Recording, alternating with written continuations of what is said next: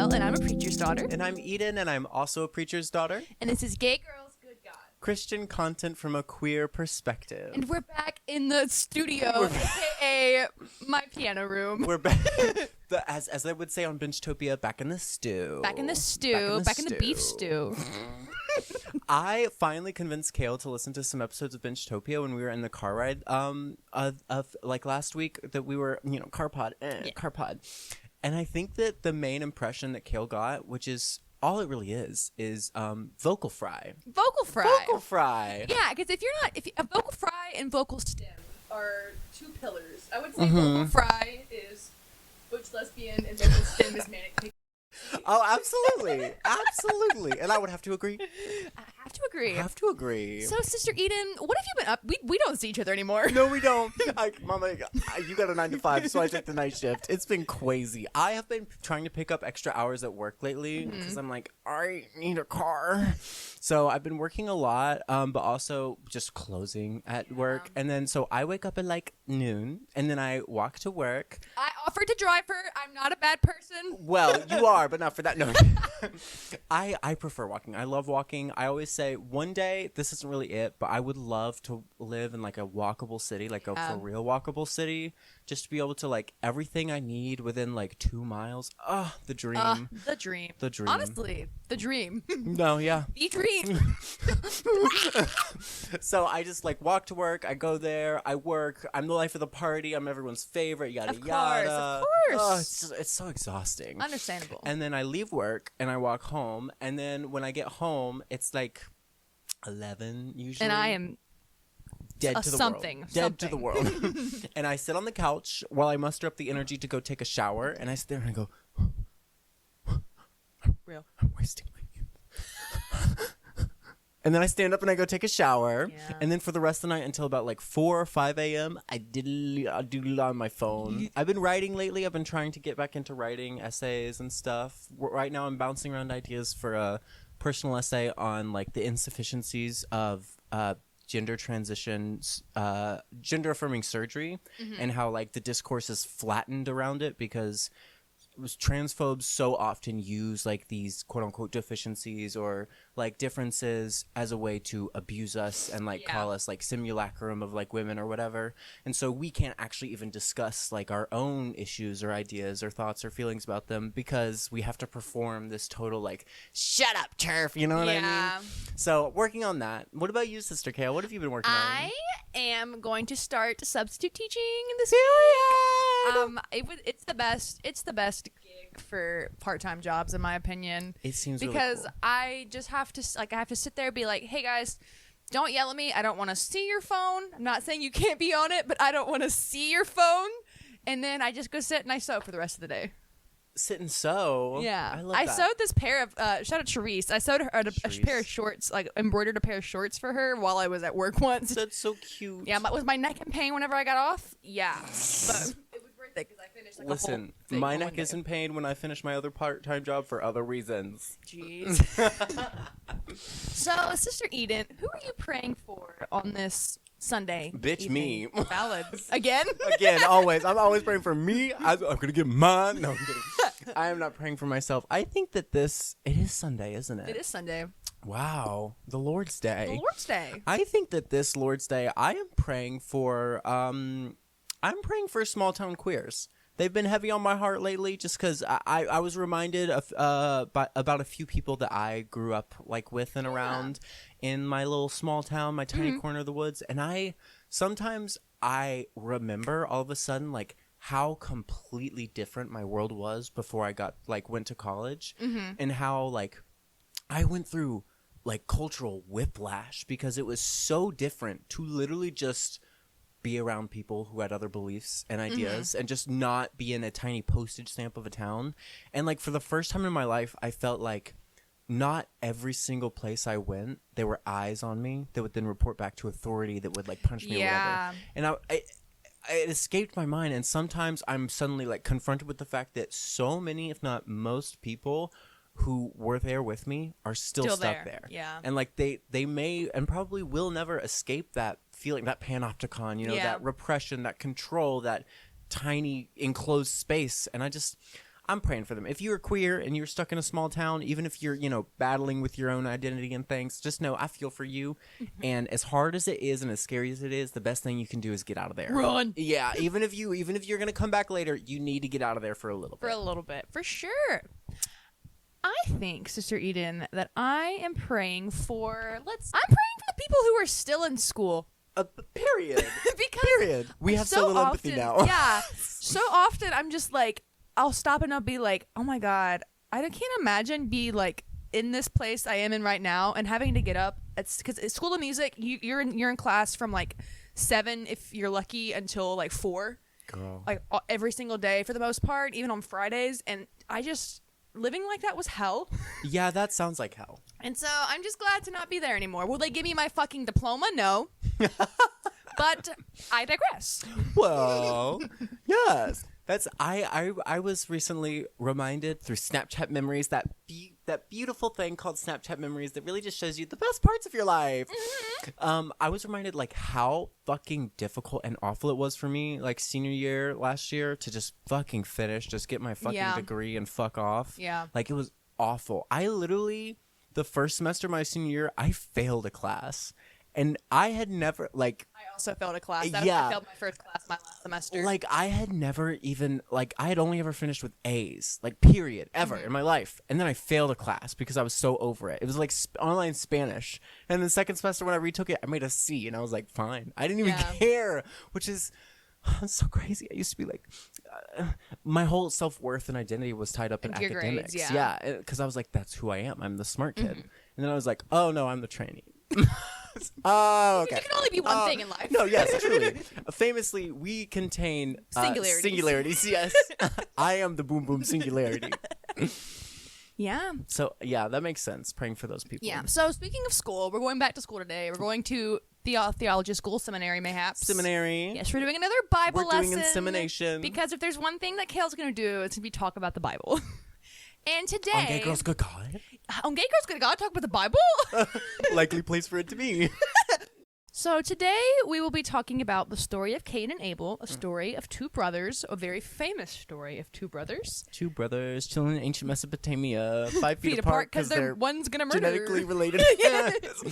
So first I'm going to give you the backstory, just basically the story. I'm not going to read it from the Bible because that's not fun. And then I'm going to go scene by scene, and then I'm going to talk about some potential meanings. I'm sure that you have some that I'm not going to talk about because I'm mostly going to be talking about like my Mesopotamian culture and also like Christian like mysticism myths, and I know that you have thoughts and opinions as well. So, and then I'll talk about obviously the gay stuff that obviously the gay stuff because Gay Girls With God, bigotry. And then I'm gonna talk about a poem. I'm gonna talk about a poem. I'm gonna read a poem that I wrote, which is opening the gates of hell to all sorts of poems and gay shit being read by us in the future. Once you have given me the green light that is something we do on this pod, it's never going to end. Because we're two arts majors.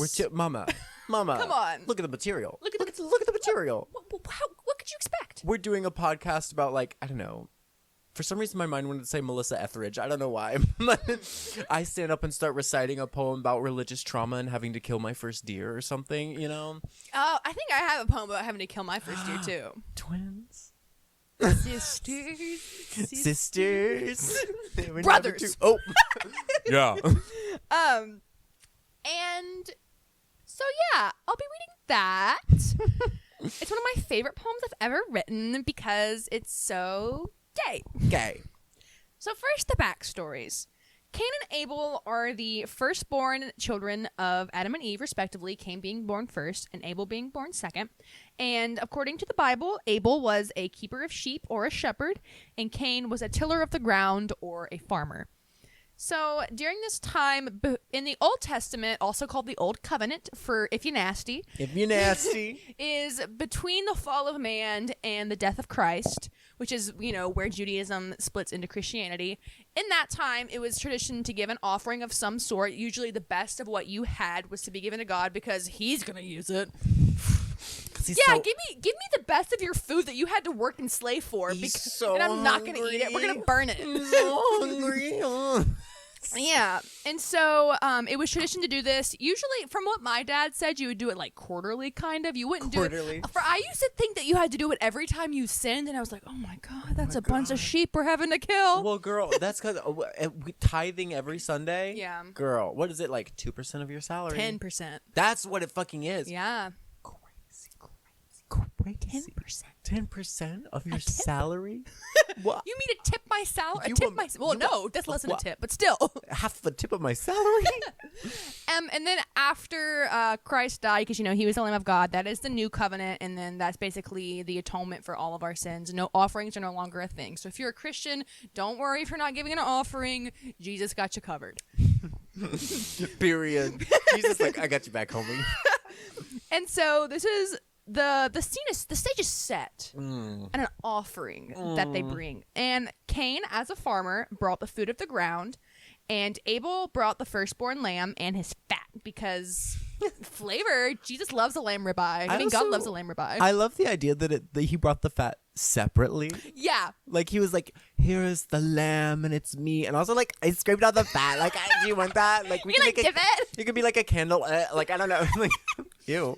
And so what I always thought, and because of just the way it was taught, because crazy that the way it's taught is still different from what the Bible actually says. Can you imagine? Christians distorting their own mythology and texts in order to serve their own political and ideological agendas? Say it ain't so. I will not go. Turn the lights. Shut up. So I always thought that Cain brought, like, when it said fruit of the ground, I thought that it meant that, like, he brought, like, rotten fruit or just, like, fruit that wasn't good. No, you misread. It's fruit of the loom. Oh, he brought underwear. He brought panties. He brought panties, bitch. He brought panties. When Abel brought the fat, that was his comb inside his panties. Oh. See, Abel brought dry, nasty. God But said, how am I supposed to sniff this? ugh, Too much on the pot. too much. Too on the much. pot. Did I cook you from? But in all actuality, Cain was a farmer. He was a tiller of the ground. So, like, he wasn't. It wasn't like this is fruit that had fallen from a tree. This was literally just what he had harvested. He fucking grew it, bitch. Yeah. He grew it. He took a hand in the cultivation, whereas Abel just took. Yeah. Mama. He didn't make that sheep. He didn't make that sheep. He just killed it. We don't know his tea. This could be like ancient Greece. He gets pregnant, pops out a horse, Like that stingray. What? Have you heard about that? No. That stingray in the zoo? No. This is important. This is important. Oh, There is I love there is stingrays. a female stingray at an aquarium that is only being in captivity with male sharks. No male stingrays for 8 years, and it's pregnant. What? And you know how sharks bite when they're mating? It has bite marks on it. She has bite marks on her. So we're just waiting on it to pop. First of all, kinky. First of all, kinky. If you're nasty. Okay, Charlotte. Okay, Charlotte. Class chondrichthyes, cartilaginous fish, including sharks, skates, rays, and chimeras. So they are closely related. However, Shark ray. I do know some fish are capable of parthenogenesis, wherein That's one what. of the That's what. yeah everyone's saying, oocytes is reabsorbed into the egg so that it fertilizes itself. That'd be crazy though to happen in captivity. Pussy. I can't believe some ex-marine biologist you are. No. Nar. Moving on. So, God favored Abel's offering of the lamb, but not Cain's. Period. And obviously, this made Cain a little upset. It said that he sort of was, a little bereaved, a little upset. Bereaved. And then, Our bereavement policy. and God more or less basically said, "Why are you upset, Cain? If you would just step your motherfucking pussy up, we can talk about offerings again. But until then, bitch, you better sissy that walk." Why are you gagging so? Yeah. Abel brings it to you every ball. Love that. we gotta get you to watch. We gotta get you to watch Paris is Burning. Oh, I know. If you're listening to this pod, I know you're gay. First of all, hi, gay limp wrist. You need to take that limp wrist. You need to put it in a splint so that you can pick up your phone and watch Paris is Burning for free on YouTube. Queer history. Oh, it's free on YouTube? Mama, it's free everywhere. You can find it anywhere. Very Okay, word. accessible. 1989, Harlem ballroom culture. A bit exploitative. It was a straight woman who made it, came in, like, didn't pay these people. However, it is, when you watch it, you're going to realize so much, like, gay culture and slang comes from not only this scene, but also like that scene in that time, but also from that documentary specifically, because when that documentary came out, that was the first time people all across America and the world saw queer culture. Like people had like, this was the late 80s, so like queer identity and like especially in terms of like a resistance against AIDS and like the way that they had been abandoned by the government, that was burgeoning and, you know, more in the cultural consciousness. But this was the first time they were like, oh, this is queer art, queer community, queer slang, queer family structures, queer identity. It was crazy. Anyway, sorry, that's my gay tangent. Word. Schword. And so now for the murder and the subtext. My two favorite genders. The murder and also the subtext. Because it's never just a murder. Well, sometimes it's just a murder. But it's never just a murder. That whole sentence, Fall Out Boy title. Fall Out Boy song title. The murder and the subtext, but it's never just a murder. Well, sometimes it's just a murder, but it's never just... So true. Well. So the subtext that I'm talking to, it's just a little bitty line that was conveniently omitted from the retelling, and I think it says a lot. And that is the line, and Cain talked with his brother. So I don't think, because Cain, unless it was jealousy, which I'll talk about later, my opinions on that. Jealousy. It wasn't, I don't think it had anything to do with the offering. I think something went down in this convo with Cain and Abel. This may be like projection or whatever, but I feel that what must have happened is that like it was envy. Yeah, for sure. You know, ContraPoints, envy. But I don't think Abel helped. Well, no, I think it was like a, well, why are you gagging? So like, step your pussy up. Yeah. Abel was probably like, well, God likes me and what Yeah. I did, so like, why are you? I mean, it's not my fault that God liked my offering better. Yeah, like I'm just better.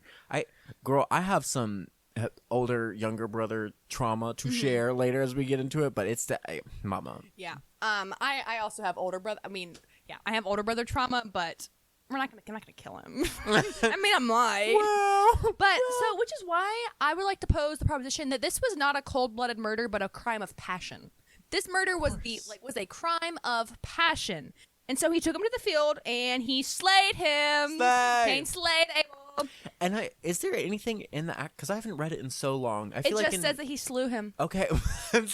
I feel like in every depiction, it's like a rock. It's Abel with his back turned and Cain bashing him over the head with a rock. I think there was probably a little tussle. I don't. Ooh. I know how you girls like to tussle.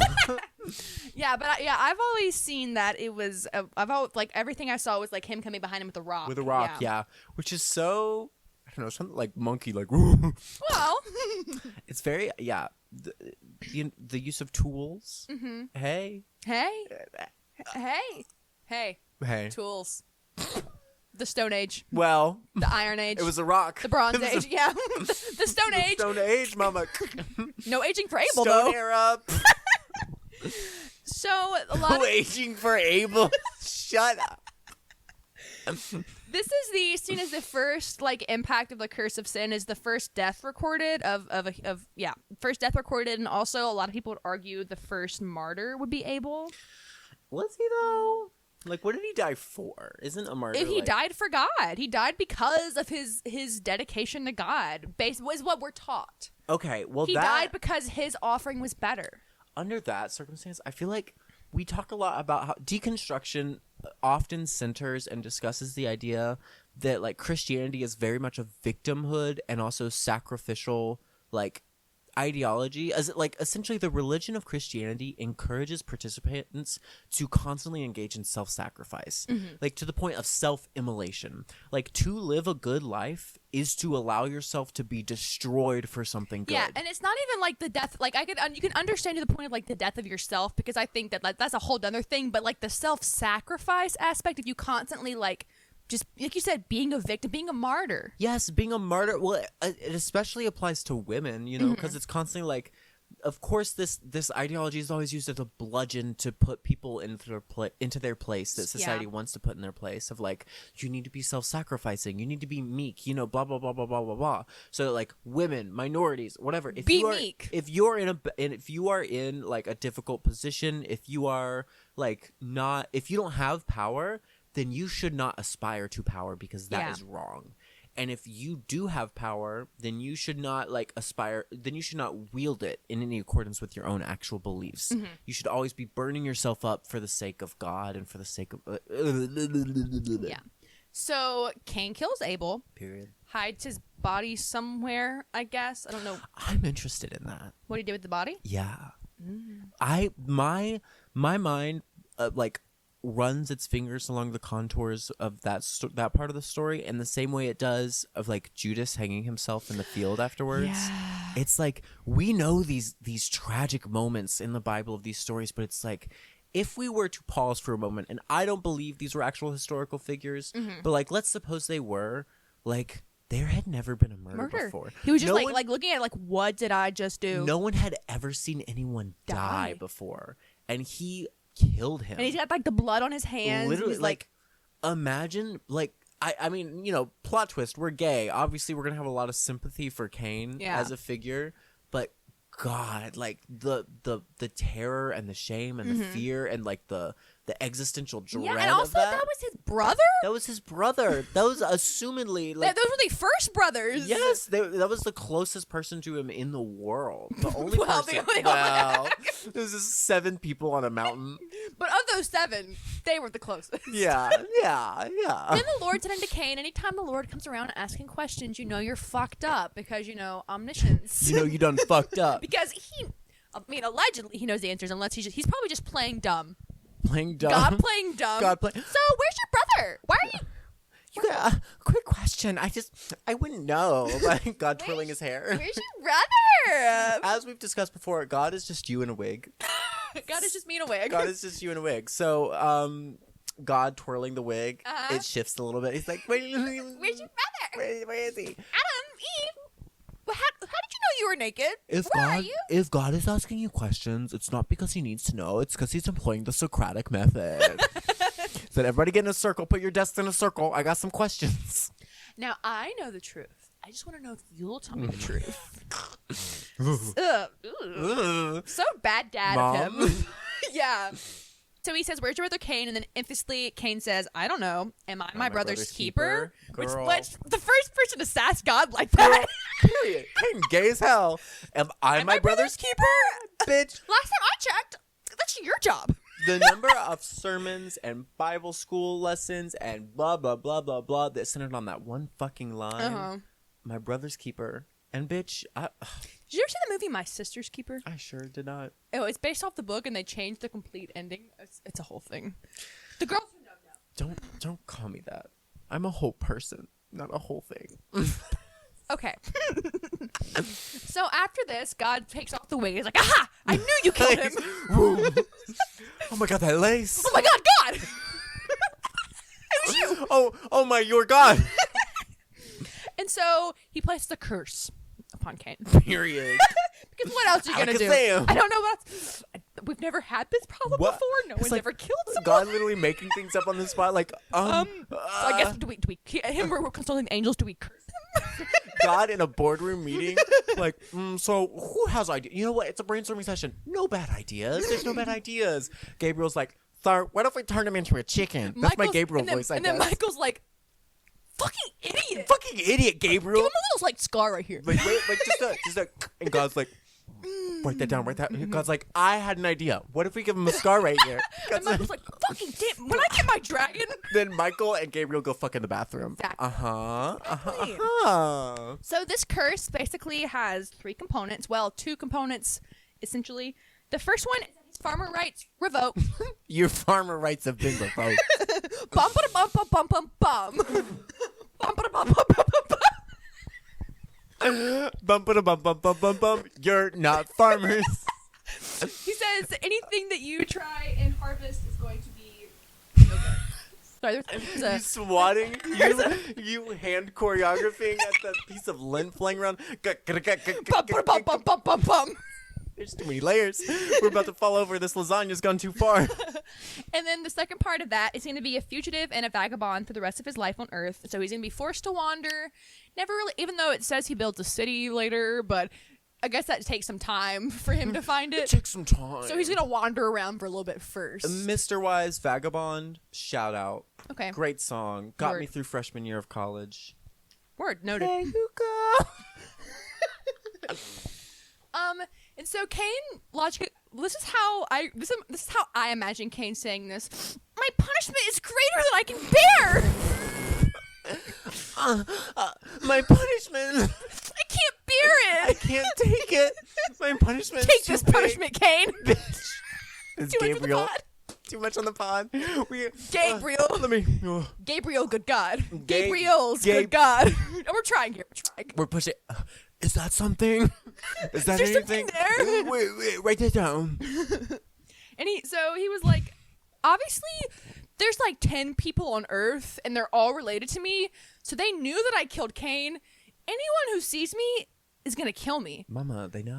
So not saying you did a bad job with this curse, but if I'm gonna wander for the rest of my life, shouldn't I have some life to wander? But again, consult your board, and God says, you know what? I just had an idea. If you're gonna wander After for reading the a rest memo from Gabriel. if you're gonna wander for the rest of your life, then we're gonna have to make sure you actually have a life. So we're gonna put a little mark on you, the mark of Cain, as you may know it. And basically, anyone who saw that would know he was Cain, and know that if they killed him, that their vengeance would be sevenfold upon him, because God wanted him to suffer.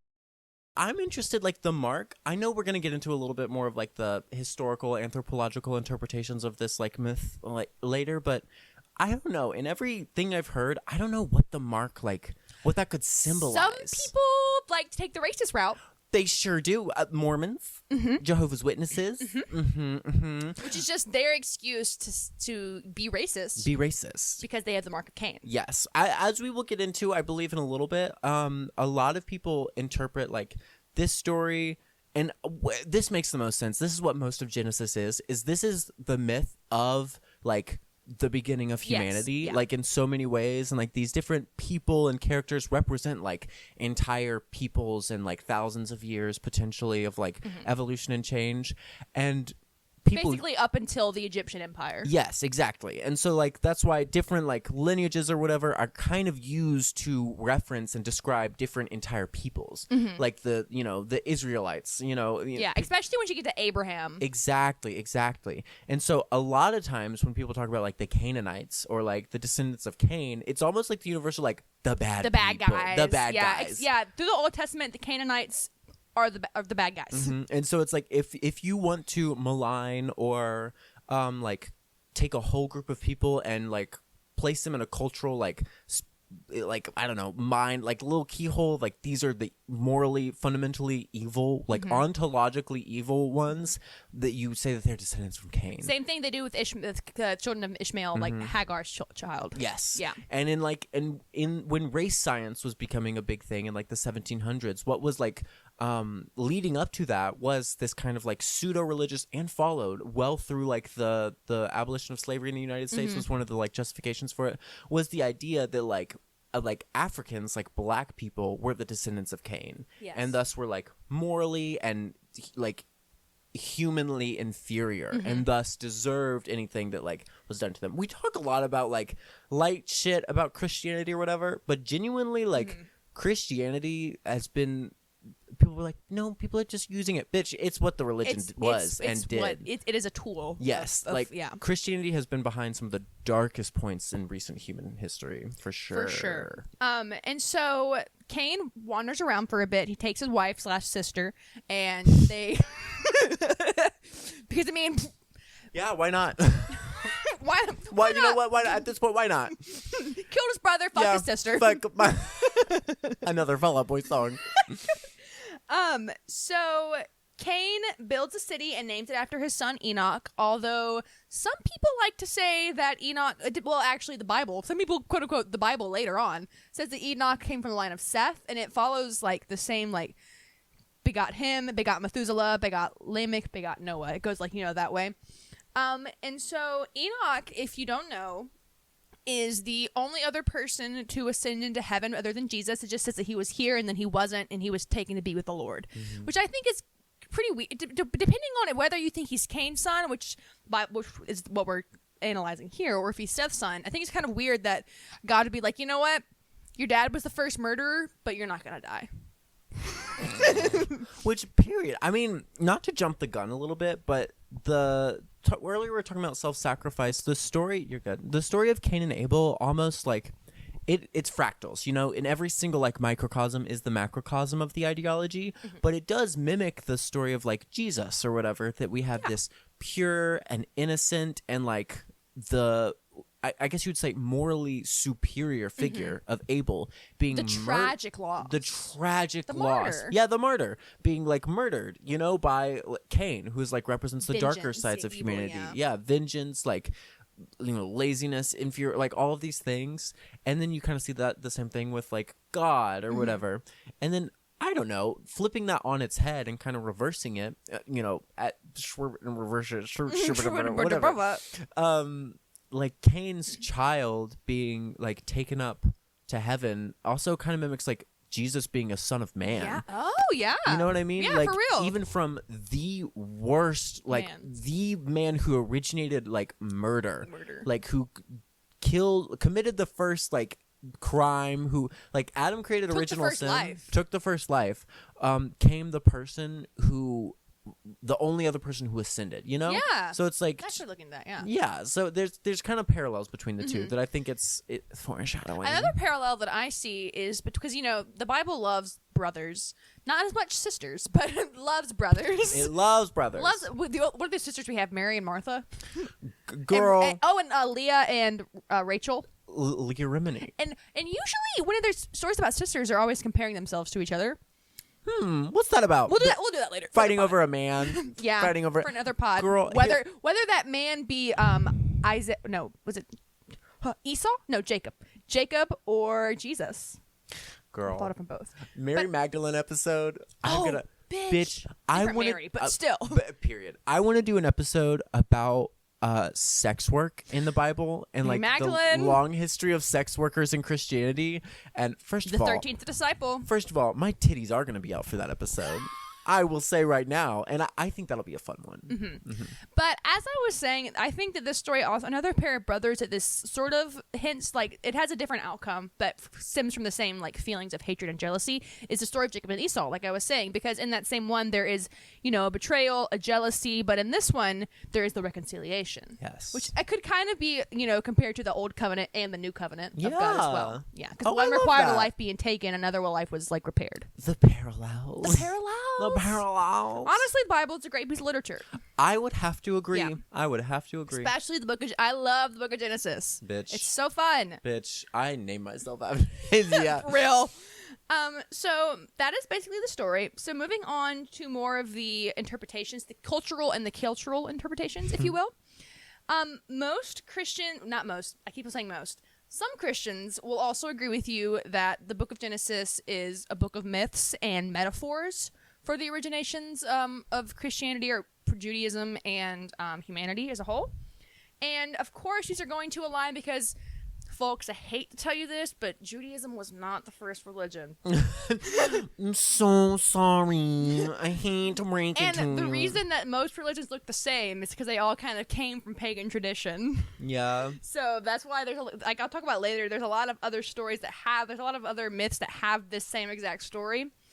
What's that? What's the ancient like pagan thing that I remember learning about in my religion class, that like all of the Abrahamic religions like kind of derive from, was it called like Zoroastrianism or something? I'm not entirely sure, but I know that like it takes Mesopotamian gods like, and I remember one of the big differences was it was a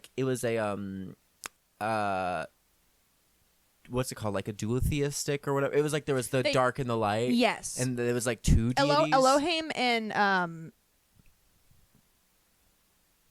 forgot his name. Because some people say that that Cain and Abel are supposed to be Elohim, and the other name that's also a name for Jesus, sometimes God. I don't know. Anyway. Yahweh. Yeah. No, it was Yahweh. Yeah. Yahweh and Elohim. Yeah, that's why there's so many different like, especially when you're reading the Old Testament, there's so many different like words for God. There's so many different like references to the actual locations, and like it's history, it's also mythology, and it is literally just a modge podge. Like the Holy Bible as we know it today was it wasn't like hand selected by God. It was hand selected by the Council of Nicaea. Exactly. Like these are just a collection of theoretically endless documents and different versions of the same myths that were told from different religions and like different perspectives and different times. The ones we have are just the ones that were written down. Yeah. It's just like with Beowulf, and this was like, thousands of years after even the Bible.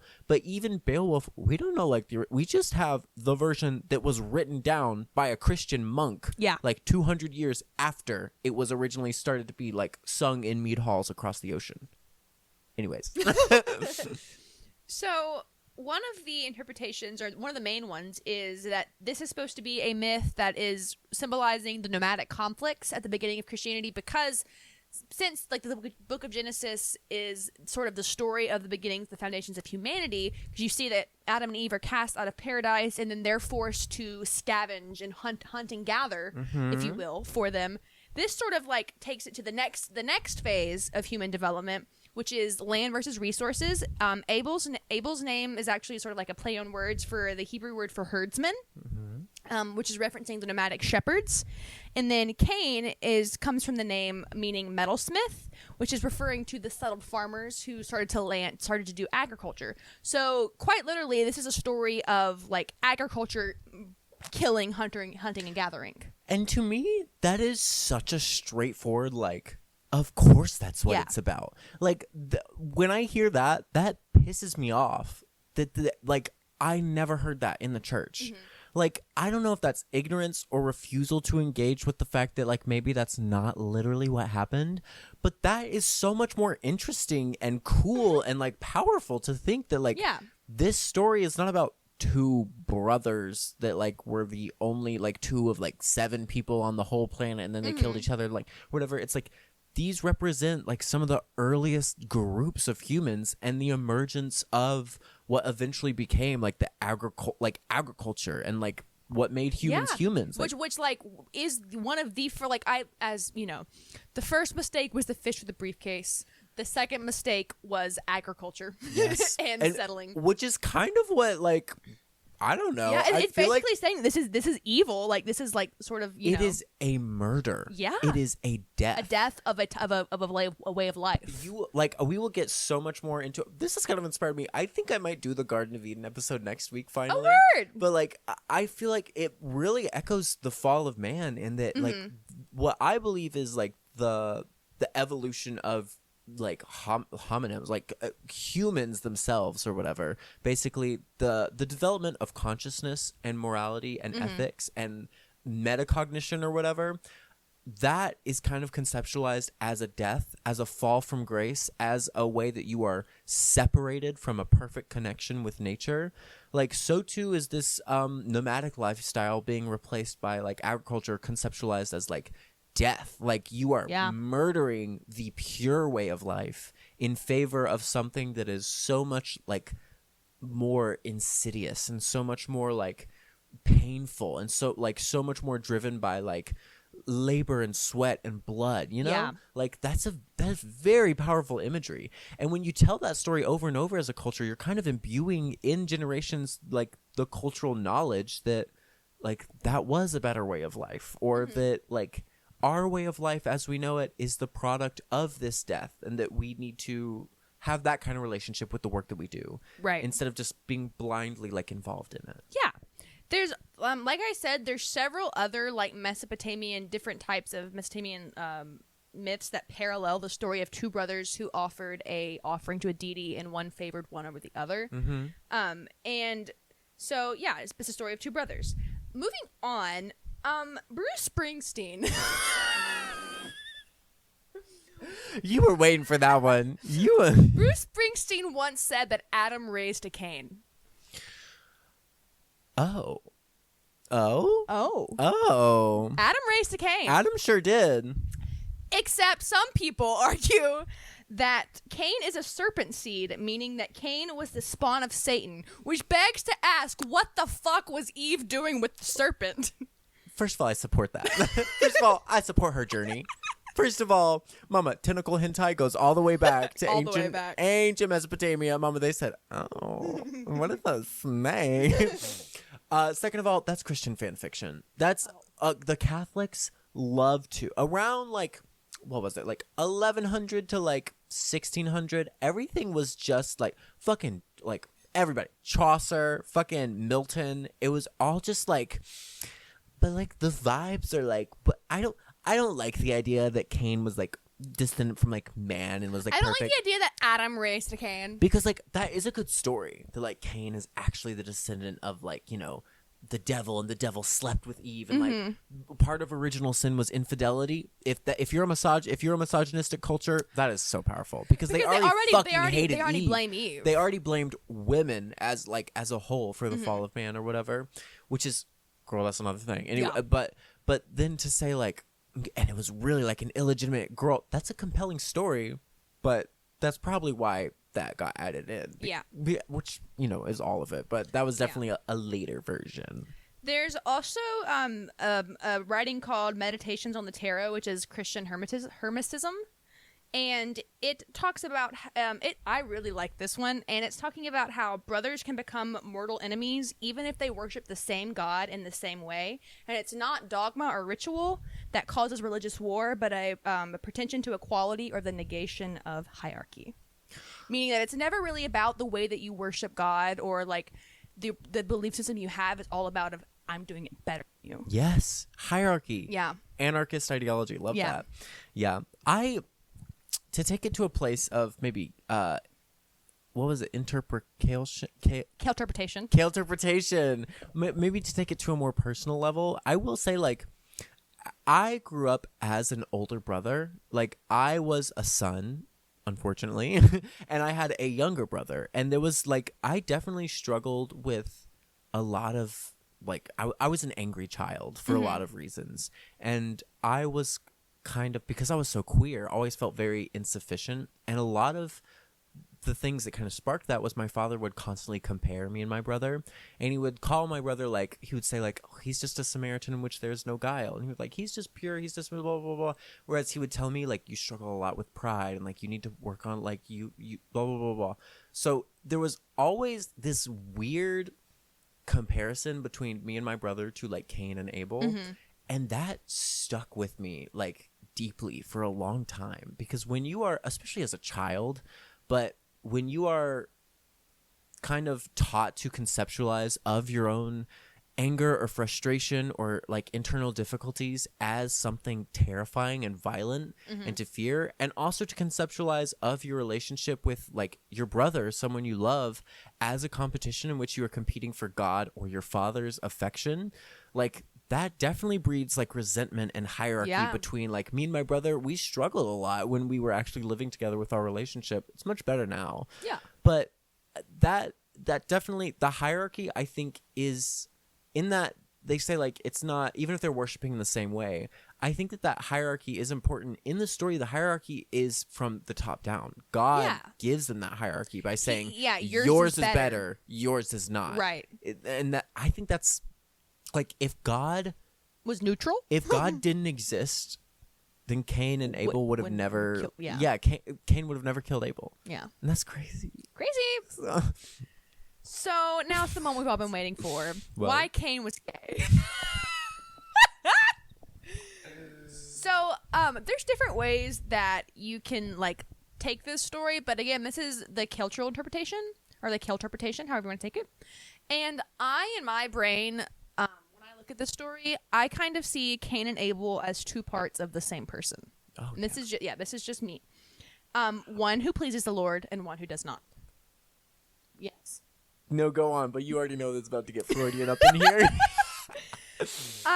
Like I said, Cain was not a cold-blooded killer. This was a crime of passion. This killing was like this is a killing of a very personal part of yourself, whether it be your brother or just like a part of yourself. Family. Because your prosperity and your sense of being, like everything about who you are, is hanging on whether or not this person lives or dies. Yeah. Because if Cain, like, you know, like, in order for me to be the best person I can be, this person has to die. Bitch, yes. In order for me to go on living In order for me to be free, I have to kill the part of myself that I love the most. And the part of myself that lives to please God, that lives to please that authority. I have to become the most vile thing in the whole fucking planet in order to be fulfilled. I have to become an evil, a murderer. Incarnate. Yeah. And that's queer as hell. Yeah. That is queer. And once you do that, there's no going back. And you are cast away from your home. Mm-hmm. You are cast away from your family. You are cast away from your God, from your love, like from everything that you have ever known. And you have to live with that. Cain transition. Yeah. That's those memes are like estrogen could have saved her. And like you have given, like, whether or not you know it in that moment of like passion where you commit that murder, like you're giving up the peace and harmony that you once knew. Yeah. As a trans person, that really resonates with me. Yeah. I feel like the two sides that I constantly oscillate between the two, and which I have to find the dialect between, is that like I am the same person I have always been. I have simply like extended my personhood. I have simply grown into a person that I prefer to be. Like, this is me. If you loved me before, you love me now. Like, I have always been and will always be me. And then the other part of me is like, that bitch was weak. And I killed him. I killed him with my bare hands. And I'm puppeting around the body he left behind to live a life he never could have dreamed of. You know? Like, those are my two sides. All right. Time for me to read a little poem. I'm so excited for this. So this I don't have a title for this, but it's basically like a lament for Cain. I mourn for you, Cain, unable to cope with comparisons, consuming until a moment of madness, a betrayal of blood. Severed from your home, relentlessly searching for a peace that once wrapped you in its arms. Familiar in turn, familiar no more. Marked in disgrace for your lapse in sanity, lifetimes of pain breaking the surface, a loss of innocence, a loss of all you knew. Carrying a curse merely inherited, predestined to wander all your life, for the sake of Sunday school parables, for a God who can never be pleased. Do you cry for your mother too? Bitch, snaps for that. Every time, not to be gay on the pod, but every time I read or hear the line, do you cry for your mother too? Bitch. That one gets me. That one gets me for real. So yeah, my favorite line for that is familiar in turn, familiar no more. Basically, it's like all you knew is you can no longer claim as yours. Girls when they can no longer claim all that they knew. Girls when they're Cain. Daughters of Cain. Daughters of Cain. Bitch, I've been trying not to bring it to a place of Ethel this whole time. I've been holding her down, especially when you said Bruce Springsteen. I said, oh. But yeah, girl, there's a reason that, and she talks about it a lot, and she's always said it in better ways than I ever could. So Ethel Cain, chose her stage name or her character's name and calls her fans Daughters of Cain for a reason, you know? Yeah. So that's Cain. So that's Cain. Cain. The pain of Cain. The pain of Cain. I will say, out of all the fan fiction, I as will emerge whenever we get into other stories from Genesis, I very much prescribe to the idea that these myths are, as myths and folklore tend to be, just culturally encoded information. Mm-hmm. Like, this is just a way for people to tell themselves their own history. Stories, the human brain evolved to be so powerful and store information in such a beautifully compact and intricate way known as narrative. You know what I mean? Mm-hmm. Like, the reason we can only remember things through like linear time is because that is like I can't even explain to you like how powerful of a tool and a method of like memory, of understanding, of detail storytelling is. Mm-hmm. And that is the primary technology through which we as humanity have retained our humanity, have like pushed culture throughout generations and generations and generations, and these stories are what we have left over of that. And it above all else makes me angry that they have been bastardized to fit an entirely political and ideological agenda, taken literally and like stripped of all of their cultural meaning for so long that now we can never really know what a lot of these things meant or mean or we're supposed to be referencing to, because we've lost the cultural context and information needed to understand those references fully. Yeah. That's like that like ancient Mesopotamian tablet that has like a joke on it. It's like the first like walked into a bar joke or something. It's like a dog walked into a bar and like, I don't know, something like, and held a cup or something like that. It's something stupid. It's like, we will never understand what's funny about this because we don't have the cultural context. And it's both upsetting and beautiful to think that like all we have left are the skeletons of these like cultures. We are left with the ghosts of humanity's origins in these stories, and we can hear like their whispers in whatever way we so choose. And it's terrible to know that people choose to interpret like those wisps of humanity as justification for some of the most evil things done in modern humanity, you know? Yeah. That's my gay tangent. So, now that we have covered Cain, Well, do you have a Bible verse for us today, Sister Eden? I may. Okay, so the verses that I have for us today are semi-related, but mainly I've just been thinking about them lately, and I wanted to bring them to your attention today. Slay. So today we're talking about Judges 6, 36 through 40, so a couple. Then Gideon said to God, "If you will deliver Israel by my hand, as you said, I will put a fleece of wool here on the threshing floor. If dew is only on the fleece and all the ground is dry, I will know that you will deliver Israel by my strength, as you said." And that is what happened. When he got up early in the morning, he squeezed the fleece and wrung dew out of it, filling a bowl with water. Gideon then said to God, "Don't be angry with me. Let me speak one more time. Please allow me to make one more test with the fleece. Let it remain dry and the dew be all over the ground." That night, God did as Gideon requested. Only the fleece was dry and dew was all over the ground. First of all, it's okay to ask for reassurance. Honestly, real as fuck. Honestly, Gideon being, please don't be mad at me, but can you tell me everything's going to be okay again? Like, I love that. Gideon just being a little anxious, small bean, needing reassurance from God, and God being like, fine, whatever. But also, this story was so important to me as a kid. This story is one of the, I talk a lot about how what kickstarted my deconstruction, or what kickstarted my questioning my faith, was realizing that a lot of these Old Testament, like, myths felt and sounded exactly like myths of other like religions and stuff, like Greek myths.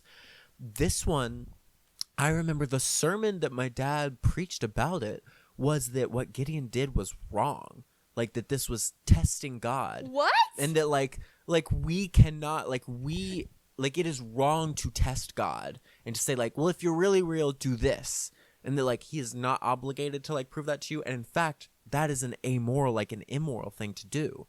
And I remember being like, well, why?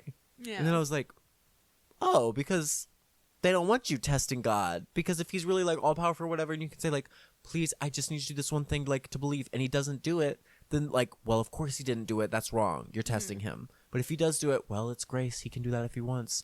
It's this catch-22. Yeah. And I was like, hold on, bitch. This is some bullshit. So that one sticks with me a lot. Also, Gideon in the musical Seven Brides for Seven Brothers, there was one named Gideon, and he was the short one. He did a lot of dancing and kicking and flipping, and he was blonde with curls and blue eyes, and I thought he was so hot. Word. Gideon. That's it. Gideon. Giddy up. I don't know. At the time I didn't know I was gay, so it was a whole thing. Well, none of us knew we were gay, but God is gay all the time. And all the time God is gay. Bye. Bye. Thank you all so much for listening to today's service. And as always, thank you to our music minister, Brother Sam, for creating that beautiful piece of music that is our intro and outro. And if you are a visitor with us today, if you don't mind hitting that subscribe button and rating us 5 stars wherever you're listening. And if you love the show, next week when you come back, why don't you bring a friend? And remember, God is gay all the time. And all the time, God is gay.